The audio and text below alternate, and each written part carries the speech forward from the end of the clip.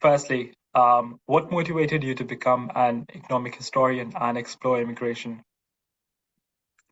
Well, I originally started out interested in labor economics when I was an undergraduate. And then it seemed to me like all of the programs that were under consideration for evaluation, like job training programs, for example, which were a subject of great consideration in the 80s and 90s, seemed to stem out of some sort of a history. Like there had been a large manufacturing sector in certain cities. That sector had been declining, and now there were workers in need of new job training. And so I got intrigued by the long run history that was hiding behind some of the contemporary policies that were under consideration in labor economics. So I wanted to learn more about what economic historians do. When I was in grad school, I had the great opportunity to work with a group of both economic historians and labor economists, including my main advisor, Claudia Golden, and Larry Katz. So I was able to sort of meld the two of those. Awesome, sounds great. So jumping into some of your work, you recently published a book called Streets of Gold, America's Untold Story of Immigrant Success.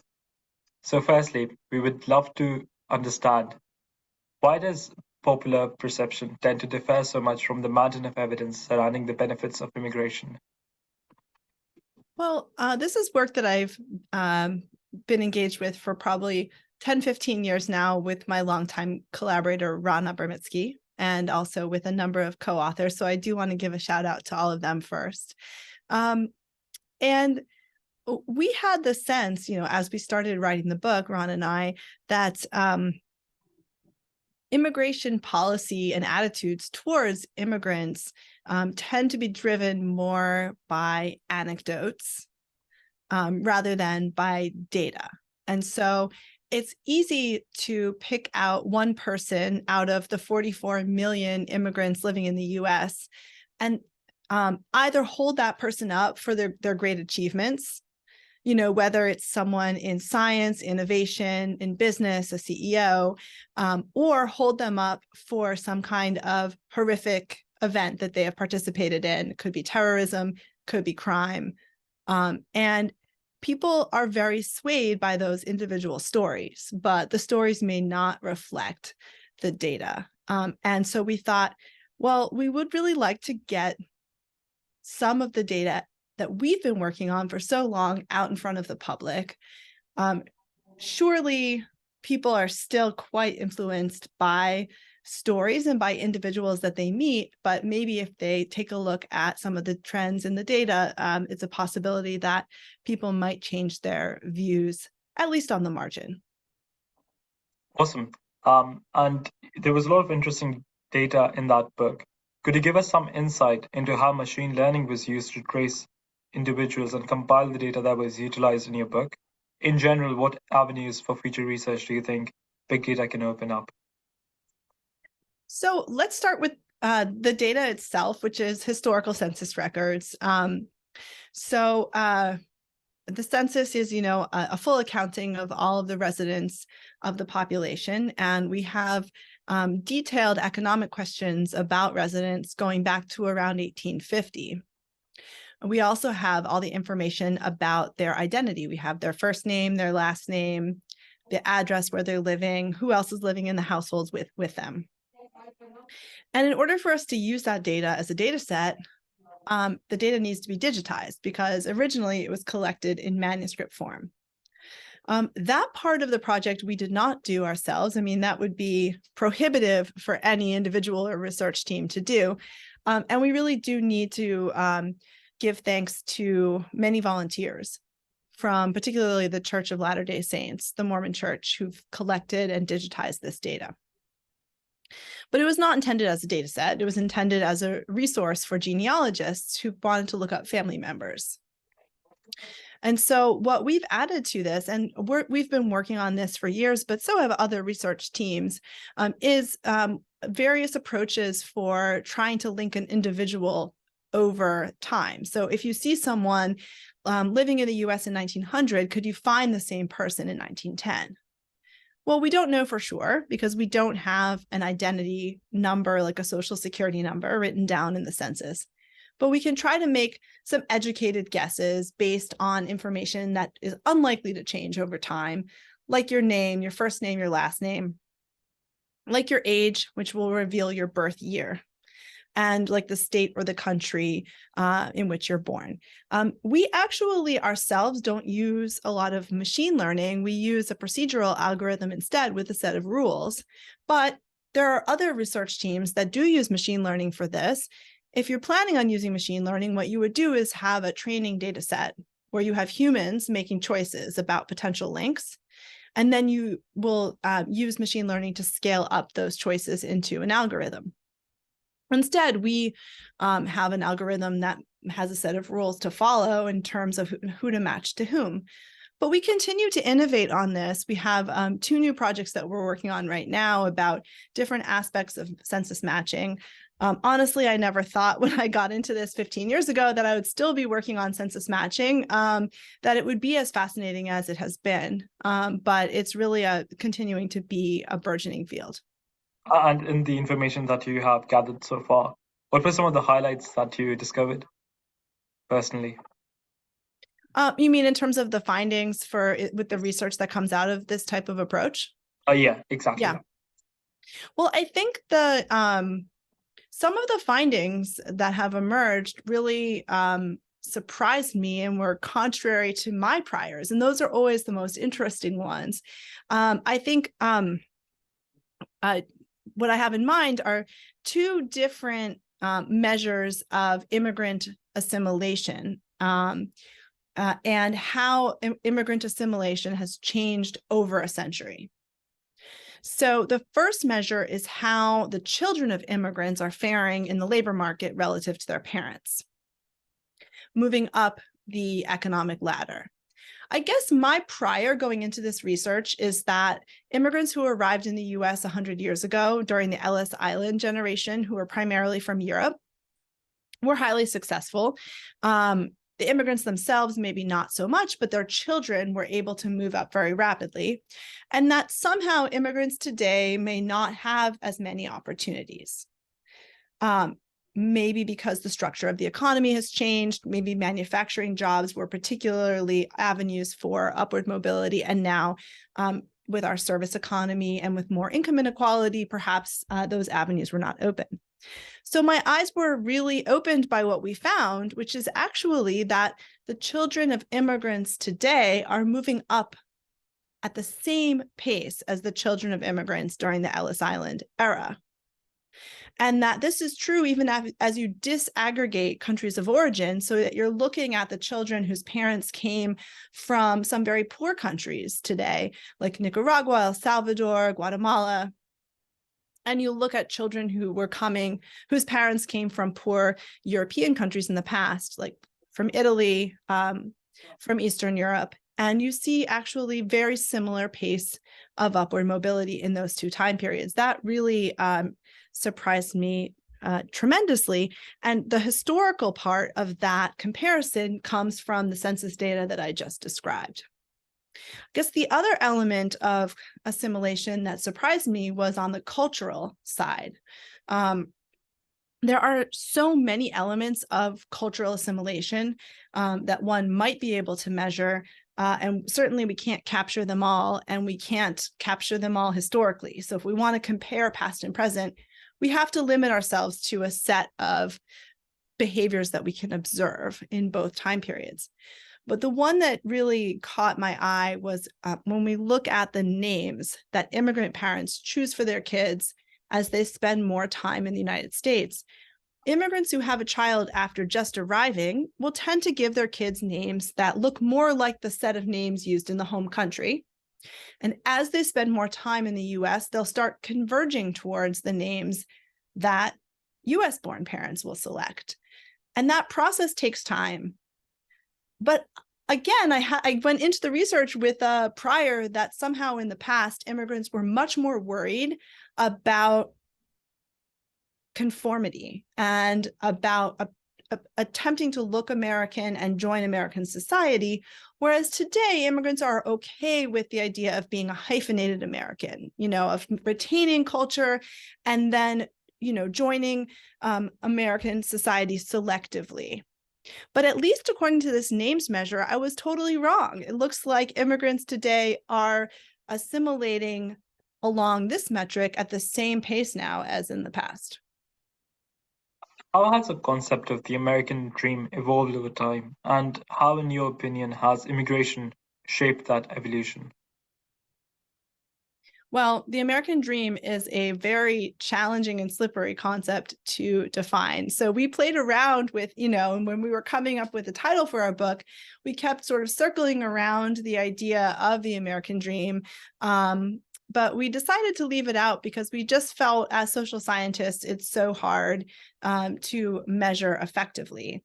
But if you look at the front cover of our book, you'll see of Streets of Gold, you'll see an image of an immigrant family sort of in black and white, reflecting the historical elements of the book, but looking forward across New York Harbor to American soil. And then there's a big rainbow, that's overlaying the soil in front of them. So I do think that this idea of the American dream or of America representing streets of gold has been very pervasive throughout history. And it is one that immigrants themselves hold dear. So we went back to read oral histories and stories, memoirs of immigrants from 100 years ago, and they were using streets of gold concepts and saying, well, this is my vision of America before I arrived, was that America had streets of gold. And then we also read oral histories and memoirs and interviews from immigrants today. And they use many of the same terms and tropes in talking about their movement to America. So I do think that even though it's quite difficult to define, this concept of the American dream or America reflecting streets of gold has been a very pervasive part of an immigrant experience. What can US policymakers learn from the history of immigration in terms of both incentivizing immigration and also helping immigrants improve their lives while they're in the US? Well, I think the main lesson that can be taken away from our book is that the immigrants that are arriving in the US these days are succeeding at the same pace as the immigrants from 100 years ago. And so we often hear politicians making implicit historical claims, implicit comparisons with the Ellis Island period. And in those comparisons, today's immigrants usually come out not looking so good. And so you might hear this kind of rhetoric on the right. So President Trump was very famous for saying, I wish we had more immigrants from Norway these days, like we did in the past, rather than the immigrants from the countries that we do receive migrants from. But you can also hear this on the left, though the rationale for why immigrants these days aren't doing as well will be different. And it turns out that both sides are wrong on this. Immigrants today are doing well. And if we think that immigration was good in the past and immigration helped build American cities and the American economy, it's still good today. So I know it's a very broad lesson. It's not a specific lesson to say, well, we should pass this policy or that policy. But I do think it's a strong hesitation against changing the status quo by cutting immigration slots, by radically altering the system, which certainly we've heard proposed. Do you think immigration in America right now is broken? Well, I think that America is facing polarization on so many topics, and immigration is one of those topics. And so this is something that we cover at the end of our book, and work that Ron and I have been doing with a set of linguists and computer scientists. to try to analyze the congressional record. So we actually have the full text of everything that's been said on the floor of the House and the Senate, going back to, we analyzed back to 1870. And we can pick out the speeches that are related to immigration. And then we can compare Republicans and Democrats on those speeches. And it turns out that the two parties were nearly identical in their attitudes towards immigration until around 1970. And since then, there's been ever-growing polarization on this topic. And if you look at the level of the individual speakers, you can say, okay, maybe on average there's polarization, but is there anyone there in the middle between the two party extremes? And it used to be, if you go back to the 80s, 90s, even 2000s, that there was that set of Republicans who were saying, yeah, immigration's pretty good. Maybe they were pro-business, maybe they thought immigration was part of what it meant to be an American.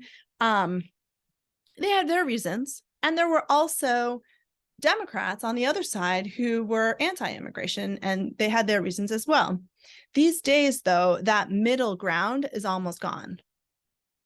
And so we need to change something about the way that we handle immigration policy. But I also think it's within the context of a widening polarization more generally.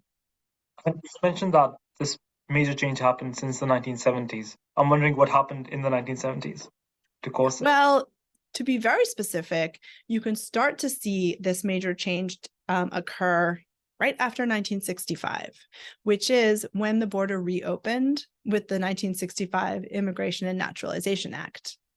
And I think what happened, though, this is something we're diving into this summer. So when you say, what I'm going to do on my summer vacation is learn more about what's going on at the individual level. We actually can think about this as a data set of attitudes with individual representatives linked back to their local electorate. But I think what was going on is that the outcomes after the 1965 law were quite unexpected. So the idea was, okay, we're going to eliminate the country-specific quotas that were in place, but we're not going to suddenly start attracting immigration from around the world, because we're going to use a new tool to try to limit immigration to Europe, and that is family reunification. So it used to be, up until 1965, between 1924 and 1965, that there was a specific number of entrants allowed from Italy, a specific number allowed from Poland, and then a specific and nearly zero number allowed from China or other parts of Asia. And that was lifted. But at the same time, politicians did not suddenly want entry from around the world. And so family reunification was used as a substitute, with the idea being, well, who's here already that can send for family members? It's Italians and Portuguese and Poles who arrived in the 1920s. They're now getting quite old. Maybe they can send for a family member, but those family members will all be fellow Europeans. And that is not the way the system ended up working out. I suppose people forgot about some entry from student visas, for example, and then some sponsorship from companies, and then the small nucleus of Asian communities, for example, or communities from Latin America that were able to then use family reunification as well. And if you're a recent immigrant from the early 60s versus a long-standing immigrant from the 1920s, you're more likely to try to use that family reunification system. So I think as soon as the law passed and politicians started to see what the effects might be and started to look down the line to the future, that's where the polarization begins. You also investigate the phenomena of white flight in your book, where white families fled to the suburbs during the Great Migration. What were the reasons for this, and did white flight contribute to the racial segregation? So suburbanization was taking place throughout North America at this time, from 1940 to 70, taking place in Canada as well. And so this is a phenomenon that's not entirely driven by racial dynamics. There is rising incomes and therefore a demand for larger housing units. There's new transportation and interstate highways that made it easier to live out in a bedroom community in a suburb and then drive back in to work in the center city. Eventually, a lot of the jobs also moved out to the suburbs. So the idea of needing to commute back in to the center city eventually started to dissipate, and people could find suburban jobs and suburban residences. So all of these economic factors are going on during this era, and they're going on in the US and in Canada. But there's an added layer of racial dynamics in the US that at the same time as these economic forces are encouraging households to move out to the suburbs, there's also an inflow of rural migrants, rural Black Southern migrants to center cities. And there are some dynamics going on between white households and Black households within cities that encourage white households to move out to the suburbs. Now, it's not exactly as simple as a Black family moves next door. I don't like the idea of having a Black neighbor, and so I find a white suburb that I can move to. Because within center cities, white and Black households were highly residentially segregated. So even by 1970, even after these 4 million new entrants coming from the South, you could still find many neighborhoods in center cities that were still 99% white. Most of them were not right downtown. They were often out on the periphery of the center city, but they were available. And so the question is, what would push a household not just to a peripheral all-white neighborhood in a city, but over the border into the suburb itself? And so here you have to think about political economy as well, and who's voting with who and who's paying taxes with who and for who. So when you think about who's living in the center city, there's a larger and more diverse electorate, both on income grounds and on racial grounds. And they're collecting taxes together and then collectively funding public goods like city schools. If you live in the suburbs, you're going to be in a smaller community, on average richer community, and also on average far more white and racially homogeneous. So because of these political economy forces, there was an added incentive for some white households to actually jump the border, cross over to the other side and live in the suburbs as the city became more racially diverse. Wondering, why is it that within the city there's areas where mostly Black families live and areas where mostly white families live? Well, that's going to be a combination of collective action type barriers and restrictions that make it hard or impossible for Black households to move to white areas, as well as individual mobility decisions. So what I mean by that is, the original Black migrants starting around 1915, part of that first wave of Black migration, were moving up into cities where there was already neighborhoods in place. Some of them are going to be immigrant neighborhoods, a part of that Ellis Island era. Some of them might have predominantly US born or third or fourth generation families, or some might have a mix. The majority of households there are going to be white. Let's say a Black family tries to move into one of these predominantly white or all white neighborhoods.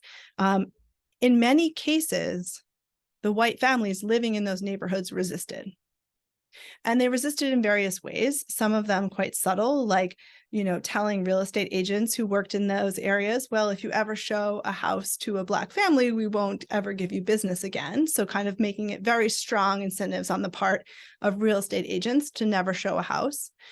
But sometimes it was actually also the use of violence and intimidation so that a Black family might move in and then find their house firebombed or picketed, or just face intense hostility on the part of neighbors. And so that's the type of collective action that I'm trying to describe that would make it very hard for initial integration to begin. Alternatively, and in addition, so these things happened at the same time, let's say that this Black migrant moving in around 1915 said, okay, well, I'm going to move to this 1 or 2 blocks or, this sort of small area that already has Black residents. Those might be Black residents that had lived in the North for a couple of generations already, and there's just, a couple blocks worth of families, or it could be another recent migrant coming up with me.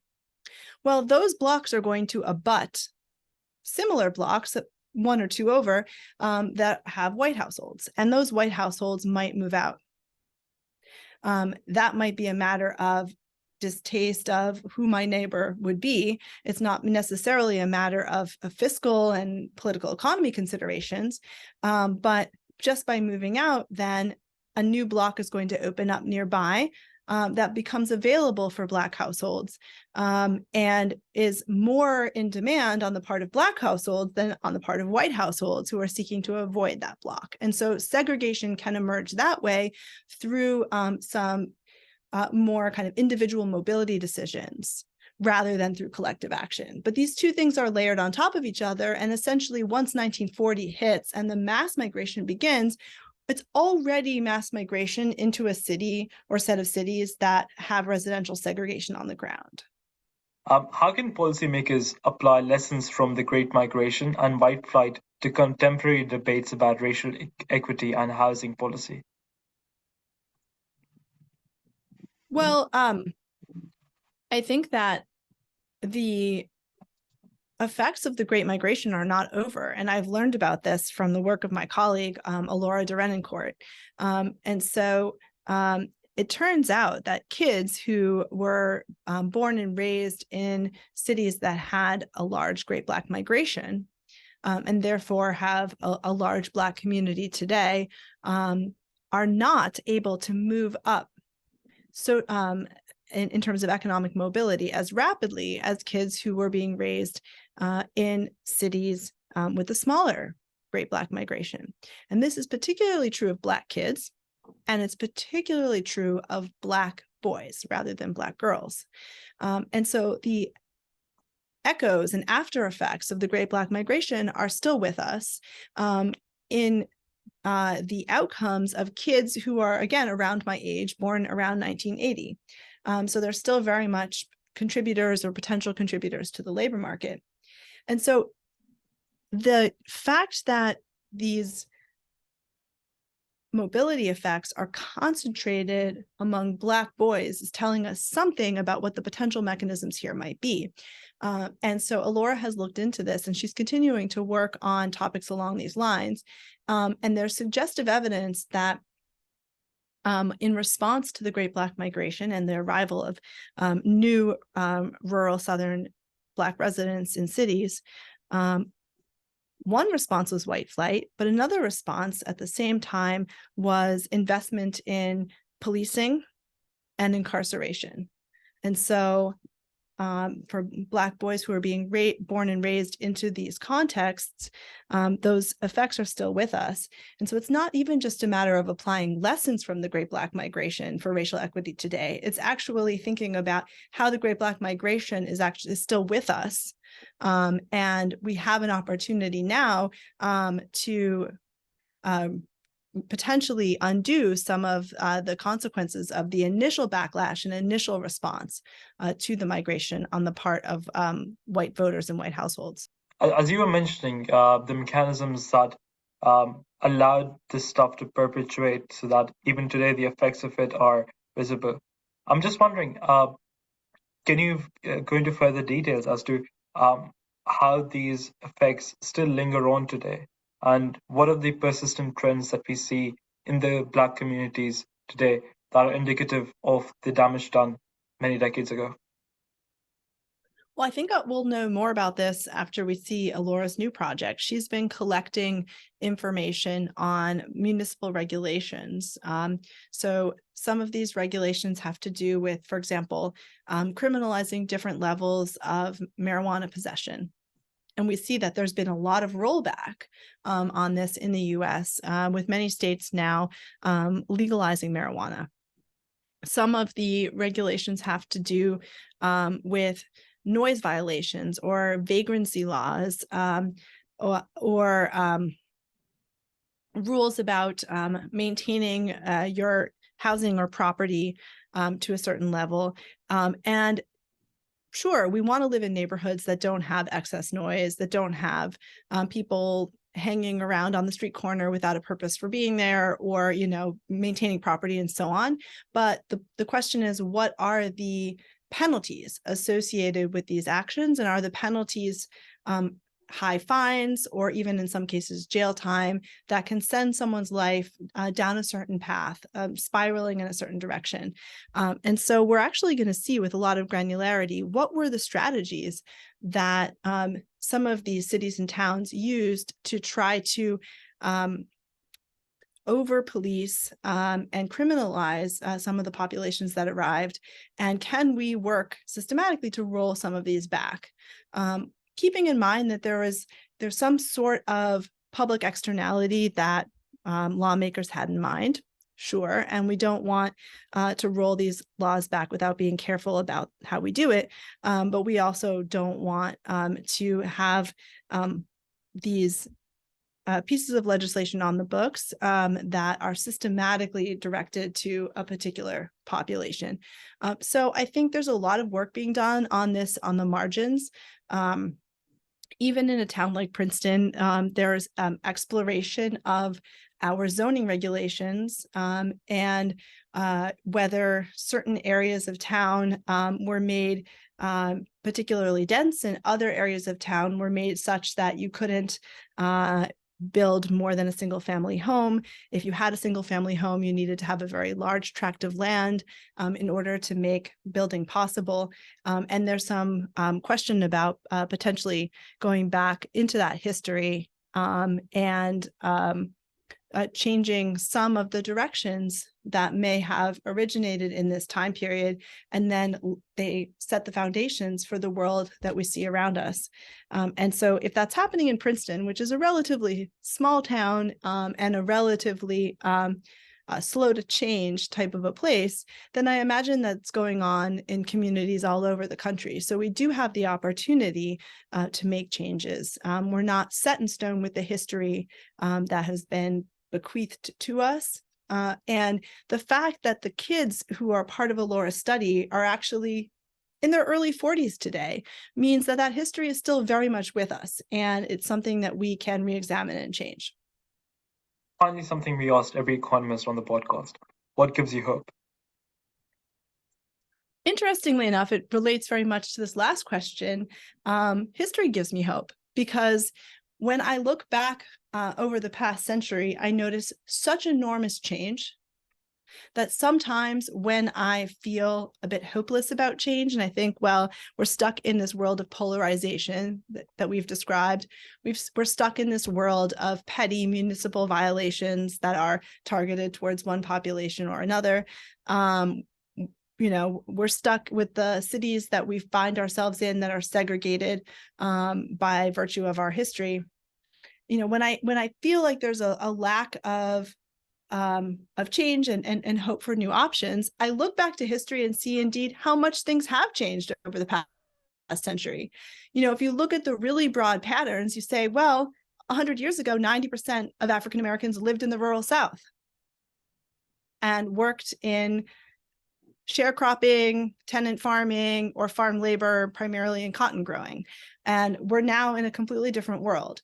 When you look 100 years ago, you see most women are not in the labor force. And here we are having a conversation, between the two of us, and I'm a woman in the labor force. And when we look back 100 years ago, we see, very few migrants from Asia, from China and India, from Latin America in the US. And now, we haven't had a chance to talk about your background, but I'm assuming that you might have some family history of immigration along those lines.